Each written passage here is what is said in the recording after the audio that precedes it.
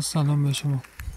داخل خیلی از جاها شما میبینین که زمین یک شیب تقریبا کمی داره، بین مثلا 10 تا 30% در نظر بگیریم، یک حتی کمتر از 30% در نظر بگیریم، شیب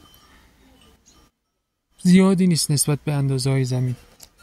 ولی اگه اون زمین اندازه زیادی داشته باشه، اون شیب به طور مرور داخل چندین سال میتونه اکثریت مواد غذایی، همان عناصر داخل خاک رو بشوره و حرکت بده. الان شما این زمین رو نگاه کنید. داخل این زمین شیب تقریبا کوتاهی داره، کمیه، زیر 20% حتی. ولی اگه شما بیاین اینا رو طبقه طبقه بزنید، یه چنین حالتی میشه. این طبقه ها تقریبا هر کدومش 1 متر. الان این برای نمونه است و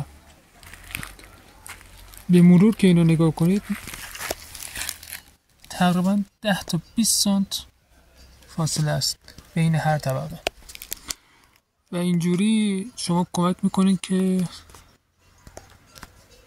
میزان هدر رفت عناصر غذاییتون کمتر بشه و این کار میکنه که شما سالانه نیاز به کود کمتری داشته باشین و از طرف دیگه اندازه یا بهره‌وری محصولات شما بیشتر بشه. شما الان این حالت که شخم خورده و تقریبا 20 تا 30 سانت عمق این خاک شخم خورده است و با کلتیواتور انجام شده، کار خاصی انجام نشده. وقتی که این کار انجام میدین شما یک قابلیت بهتری دارین نسبت به زمین معمولی. الان شما این زمین معمولی رو نگاه کنید.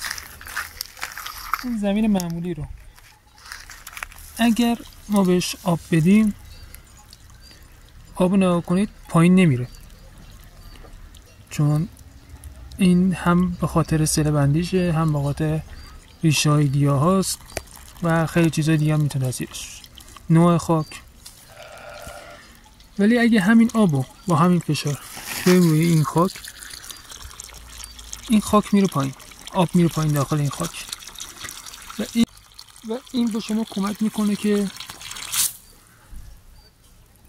میزان فرو رفت آبی که داخل زمین داشته باشیم بیشتر بشه. مثلا داخل زمستون که مثلا برفی، بارونی یا حتی سیلی هر مواردی پیش بیاد، داخل زمین عادی که شخمش به صورت مستقیم هست، یعنی مثلا حتی اینجا هم شخم خورده ولی طبقه بندی شده نیست، این آب رو نگاه کنید جاذبه اینو میکشه ببره پایین، هر کاری کنید شما نمیتونید جلوشو بگیرید. ولی داخل اینجا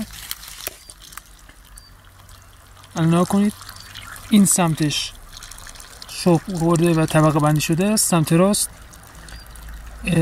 به صورت